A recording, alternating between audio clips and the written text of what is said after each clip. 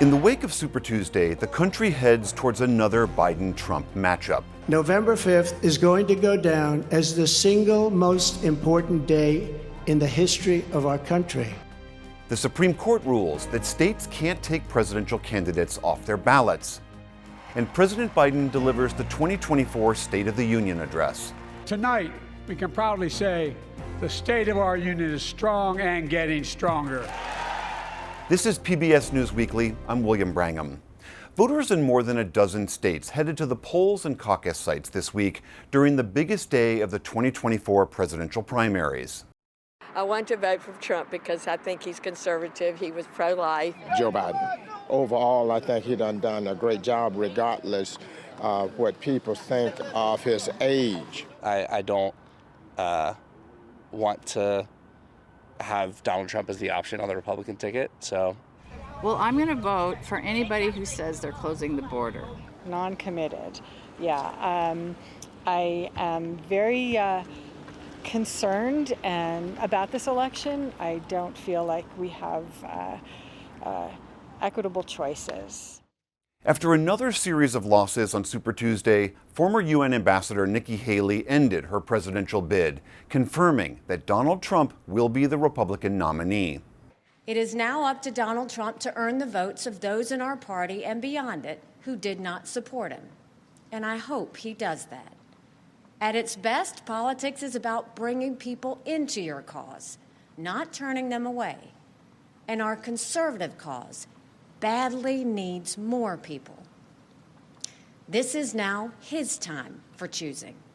For insights on the road ahead for the GOP, Amna Nawaz spoke with Republican strategist Kevin Madden. She first asked about the significance of Haley's decision to bow out. What do you make of that announcement on this day after what happened yesterday on Super Tuesday? Well, I think the numbers and the math became very obvious, and that Nikki Haley realized and her campaign realized that she just didn't have a path to the nomination. I think it's pretty startling if you look at Trump's numbers and how dominant he was in this Republican presidential primary. 64% of the overall vote, 24 contests versus Nikki Haley, who won 2 contests. And 90% of the delegates. There is a voice for Nikki Haley and Nikki Haley-like candidates, I think, inside the party, but it is very clear right now that this is a Donald Trump party driven and fueled by a MAGA base. And the Haley campaign came to that realization based on the numbers they saw yesterday. So in that same vein, we saw outgoing Senate Minority Leader Mitch McConnell endorse Mr. Trump officially, despite past criticism of him, especially after the January 6th insurrection. Here's a part of what Mr. McConnell said. I said in February of 2021, shortly after the attack on the Capitol, that I would support President Trump if he were the nominee of our party, and he obviously is going to be the nominee of our party. So, Kevin, Haley has not endorsed Mr. Trump. Do you think she will? I think she will, ultimately. But it is going to be an endorsement that is going to feel like an extraction over a long period of time. I think clearly, first of all, the open wounds of a presidential primary will take some time to heal. But I think if she's looking to still have a voice in the party and still play a role in the direction of the party, that ultimately playing a role in unifying that party, which has its divisions, would be probably in her best political interests. So where do her supporters go? I mean, you take a look at the delegate count. She did have a number of people backing her, although her delegate count did not compare to Mr. Trump's. You see she ended up with 89 delegates to his 1,031. Where does the more than $12 million she raised in February go? Where do her backers go? Well, I think backers, as well as voters, they are not a monolithic block for Nikki Haley. She has made an incredible, I think, impression on a lot of Republican voters, but she is not yet a movement candidate. So I don't think that these voters are sort of calcified around Nikki Haley and waiting for a signal from Nikki Haley. I think they're very much up for grabs. They're up for grabs for Donald Trump. He's going to have to work hard to gain their support and win them back in November, especially if he wants to win. Mm-hmm. But some of them are up for grabs as well for President Joe Biden. So the Nikki Haley voter, the profile of the Nikki Haley voter is the profile of a swing voter in a lot of key battleground states. They're going to determine who wins or loses this election.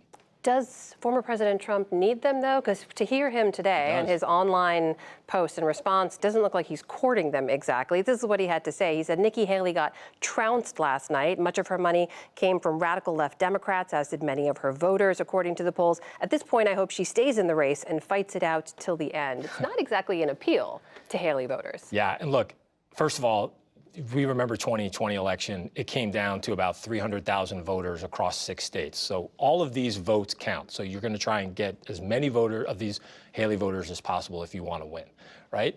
But if today was the starter pistol for the general election and you looked at how Donald Trump tried to appeal to these swing voters and how Joe Biden tried to appeal to them by saying, hey, he's going to try and earn their vote. He wants to be a uniting force for Republicans, Democrats, and independents, you have to give the edge to Biden on starting the race towards winning these voters over. When you look at where the party is now and the fact that Mr. Trump is now the presumptive nominee, you see he beat out more than a dozen challengers. Nikki Haley also beat out most of them as well. She did it as a woman of color, made history in her race, was beating President Biden in some hypothetical matchups. But the party said, we're going with Trump. We're going with the guy who lost to Biden, who's facing all these criminal charges, who was twice impeached. What does this say to you about the voters and where the party is right now? Well, a lot of those general election polls that showed Nikki Haley winning, they weren't necessarily a reflection of a primary electorate, right? So the primary electorates are much less interested in bringing people together and finding common ground. Primary electorates are much more interested in trying to find a candidate that's going to fight the perceived opposition on the other side. And that, I think, is why Donald Trump won this primary so resoundingly, which is that he spoke to those voters and said he's going to be a fighter for them. So I think it tells you that Donald Trump has a very, very firm grip on this party, yet he has not done the work needed yet to really build out an appeal to the broader big middle of the American electorate. That big middle of the American electorate that's caught between what I would describe as like the 47 yard lines of American politics, they're going to decide who wins or loses this election. Got 8 months to go. Kevin Madden, thank you so much. Always great to talk to you. Some Democratic voters expressed their frustrations with President Biden by voting uncommitted on their primary ballots. The NewsHour's Laura Barone-Lopez explains. Let's talk about this uncommitted movement that is happening in some of the Democratic presidential primary contests to date. What is the uncommitted movement? It is a movement pushed by Democratic primary voters who want President Biden to call for an immediate permanent ceasefire in Gaza. They are not happy with his policy positions towards Israel and Gaza, and they want to see an immediate change. And this is their way of casting a protest vote. When they go to the ballot box, they check uncommitted or no preference instead of voting for President Biden in the Democratic presidential primary. For incumbents, the primary process is usually just a formality. For President Biden, there's a little bit of warning signs for him with these uncommitted protest votes. So let's run through them. In Michigan, that was the first one where we saw somewhat of a sizable number of voters cast an uncommitted ballot instead of voting for President Biden. That was about 13% of Democratic primary voters checked uncommitted. Let's compare it to 2012. In 2012, when former President Barack Obama was running for re-election, he received a number of uncommitted votes as well. 11% of the voters in 2012 voted uncommitted against then President Barack Obama.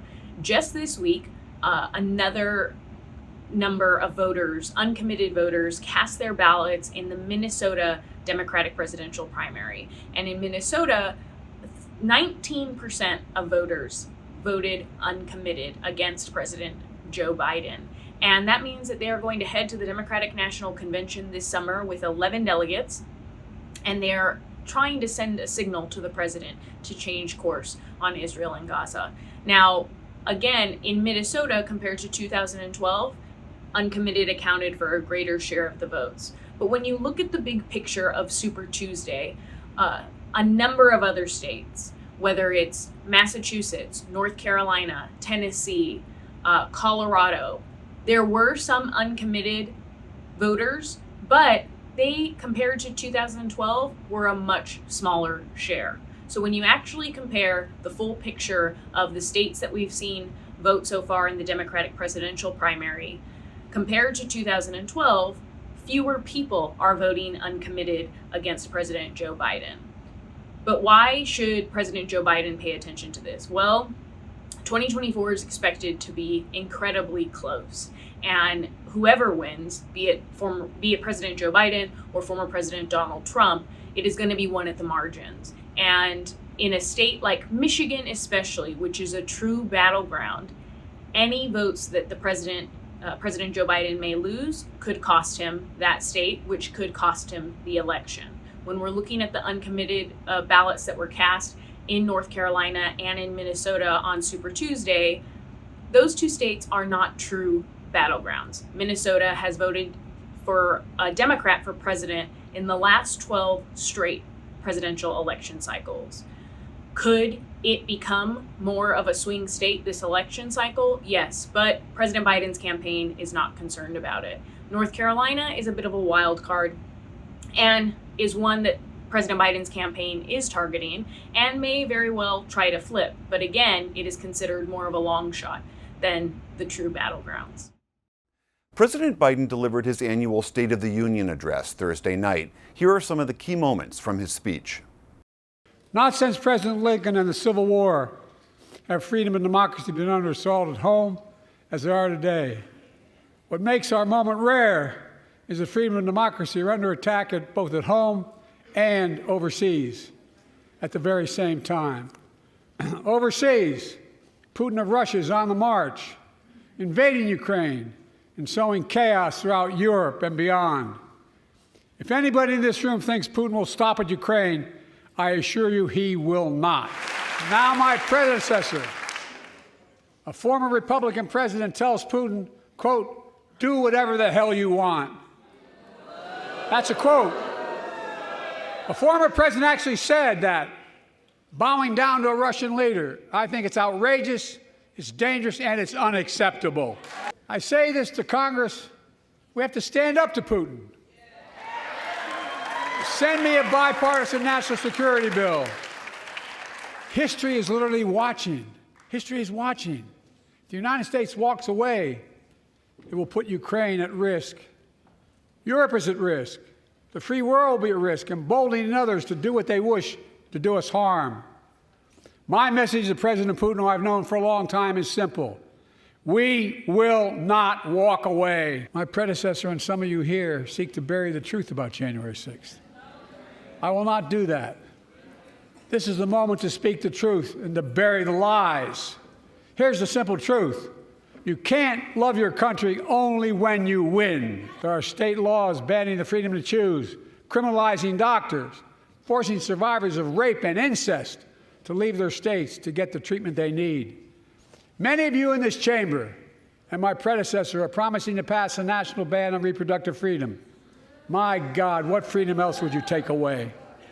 Look, it's a decision to overturn Roe v. Wade. The Supreme Court majority wrote the following, and with all due respect, justices, women are not without electoral power.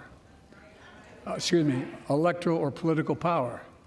You're about to realize just how much you're right about that.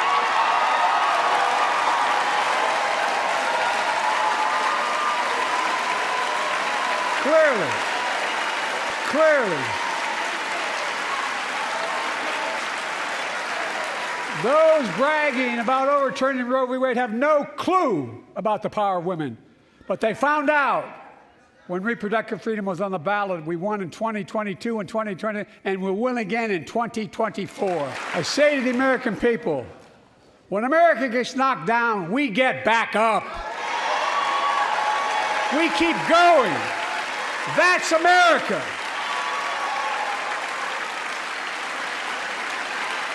That's you, the American people. It's because of you America's coming back. It's because of you our future is brighter. It's because of you that tonight we can proudly say the state of our union is strong and getting stronger.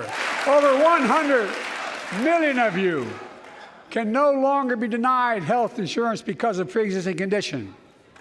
But my predecessor and many in this chamber want to take this prescription drug away by repealing Affordable Care Act. I'm not going to let that happen.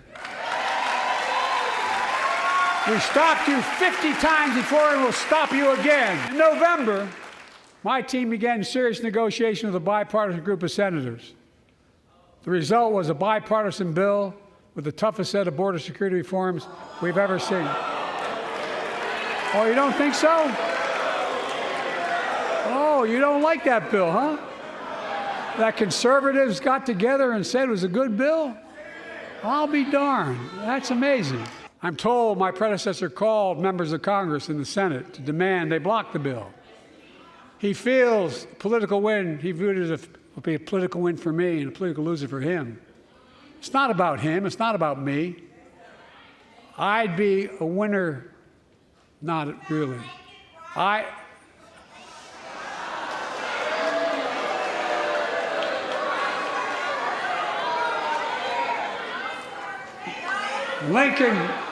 Lincoln Riley, an innocent young woman who was killed by an illegal. That's right. But how many of thousands of people being killed by illegals? To her parents, I say, my heart goes out to you, having lost children myself. I understand. But look, if we change the dynamic at the border, people pay these smugglers $8,000 to get across the border because they know if they get by and let into the country, it's 6 to 8 years before they have a hearing. And it's worth taking the chance of the $8,000. But if it's only 6 weeks, the idea is it's highly unlikely that people will pay that money and come all that way, knowing that they'll be able to be kicked out quickly. Folks, I would respectfully suggest my Republican friends owe it to the American people, get this bill done. We need to act now. My predecessor told the NRA he's proud he did nothing on guns when he was president. Oof. After another shooting in Iowa recently, he said, when asked what to do about it, he said, just get over it. There's his quote, just get over it. I say, stop it.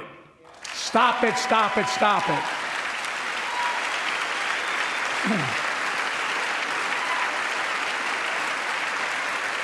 I'm proud we beat the NRA when I signed the most significant gun safety law in nearly 30 years because of this Congress.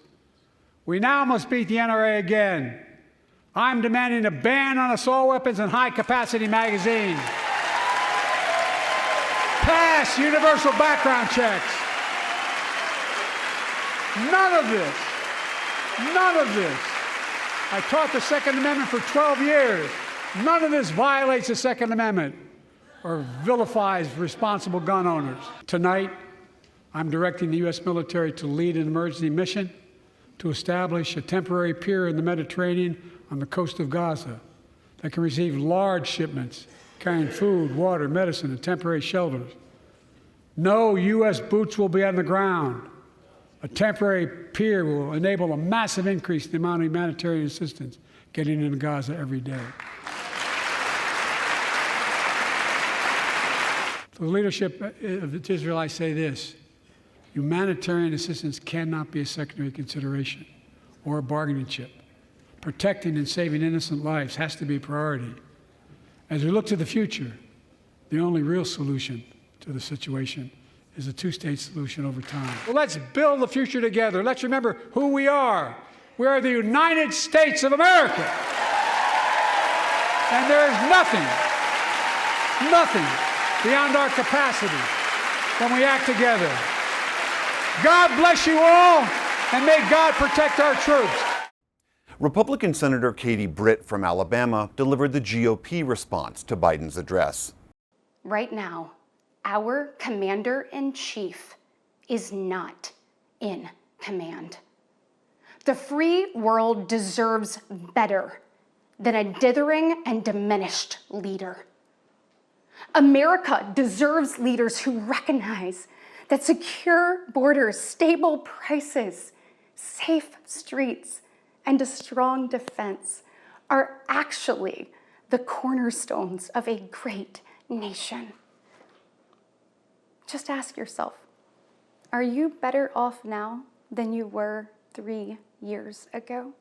In advance of the State of the Union, White House Press Secretary Karine Jean-Pierre talked with Jeff Bennett about the president's goals. You could argue that this one is freighted with significance because it's essentially the hard launch of his re-election campaign. And this is a president who is facing sinking poll numbers, concerns about his age, a progressive base that's been splintered over the humanitarian crisis in Gaza. How is the president aiming to use this speech to address those concerns while also conveying his vision for the future? We have seen some historic achievements from this administration of the last 2 years. If you think about the infrastructure bill, a bipartisan bill in the last administration, it was a punchline. Now we're going to see infrastructure a decade. You think about the PACT Act, that's going to help veterans and their families. That was actually done in a bipartisan way as well. But you think about the American Rescue Plan was only passed by Democrats, which got the economy back on its feet because when he walked in, it was a tailspin that was happening. I've spoken with Democrats, Karine, supporters of his, who make the case that in some ways what matters more than what the president says is how he says it. Does he appear energetic? Does he appear to be vigorous, given the fact that poll after poll shows that majorities of Americans have serious concerns about his age? How attuned is the White House to that? I mean, look, here's what I would say to that. This is a president, as was talking about the achievements he's made in the first 3 years. He's done more in the first 3 years than presidents have done in 2 terms, in their 2 terms. I mean, that is just a fact in what we've seen in the data, what he's been able to accomplish. That's what this president has been able to do. And why has that happened? Because it takes experience. It does. It takes someone who has been in the Senate for 36 years, been vice president for 8 years, and you see that experience because he's been able to deliver for the American people. And yet there is this persistent disconnect between the president's objectively popular policies like student debt relief, reducing prescription drug costs, capping junk fees, etc., and his underwater approval ratings. What's the White House's theory of the case as to why that is? So look, here's what I will say. You just said it.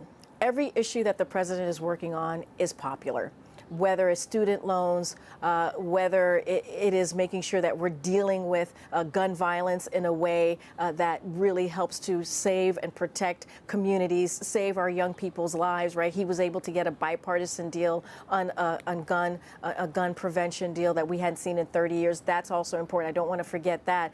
Beating Big Pharma, in that Inflation Reduction Act, he was able to put forth a piece of legislation that obviously is a law now that really fights back Big Pharma and makes sure that Medicare is able to negotiate for itself. And that's something that Americans care about. Look, we understand what Americans have gone through this past 3 years. It is incredibly complicated, and we get it. We get that it's going to take a little bit of time for Americans to see what this president has done. That is White House Press Secretary Karine Jean-Pierre. Thanks so much for your time this evening. We appreciate it. Thanks, Jeff. Appreciate it. The Supreme Court this week unanimously ruled that individual states cannot remove Donald Trump or any national candidate from their ballots using the so-called insurrection clause of the U.S. Constitution. 5 of the justices went further, saying only an act of Congress can do that. I spoke with Jeff Bennett about the court's decision. William, the court was unequivocal. States do not have the power to remove federal candidates from the ballot under the insurrection clause. Help us understand how the justices arrived at this ruling. Remember, Jeff, this came out of a group of Republican voters in Colorado saying that January 6th, to their mind, was clearly an insurrection and that Donald Trump was the cheerleader of that insurrection. And they cited this Section 3 of the 14th Amendment, which is, as you mentioned, the insurrection clause. And it argues that if you've sworn an oath to uphold the Constitution and then you engage in an insurrection after the fact, you can't hold office again. And so they appealed that all the way to the Colorado State Supreme Court, and they won. And Donald Trump was ruled that he has to be taken off the Republican primary ballot. The Supreme Court is what they overturned that today. And they basically said you cannot have a system where a lot of different states are making this decision because it would simply be a sort of ad hoc state-by-state basis. In their ruling, they said, for the reasons given, responsibility for enforcing Section 3 against federal office holders and candidates rests with Congress and not the states. The judgment of the Colorado Supreme Court, therefore, cannot stand. It said states can choose to withhold and withdraw state candidates, not federal candidates. There are over 30 states that were examining some kind of a challenge on 14th Amendment grounds to pull Donald Trump off their ballots. All of those go away now. Trump will be on the ballot in all the states. How did the court deal with the specific question of whether Donald Trump is an insurrectionist? They didn't. They didn't bring it up in the hearing last month. They didn't bring it up in this ruling. There was some disagreement in the ruling today as to who gets to make that decision and when they make the decision. The four female justices, it was interesting how it split on gender lines here. All four female justices said that the ruling that states shouldn't be able to make this decision should have stood. But Kagan, Sotomayor, and Justice Jackson all took issue with the further breadth of this ruling, which they argue made it much harder to actually enforce Section 3, saying that Congress has to write a particular statute in order to enforce a part of the Constitution. It's very unusual. These three justices wrote that the other justices crafted this ruling to insulate themselves and Donald Trump. I'm going to read a little bit of what they said. They wrote, quote, "The majority announces novel rules for how that enforcement must operate. It reaches out to decide Section 3 questions not before us and to foreclose future efforts to disqualify a presidential candidate under that provision. In a sensitive case, crying out for judicial restraint, it abandons that course." They are clearly not happy with this. Something to remember when we see all these headlines that this was a unanimous ruling. For all of us at PBS News Weekly, thanks so much for watching.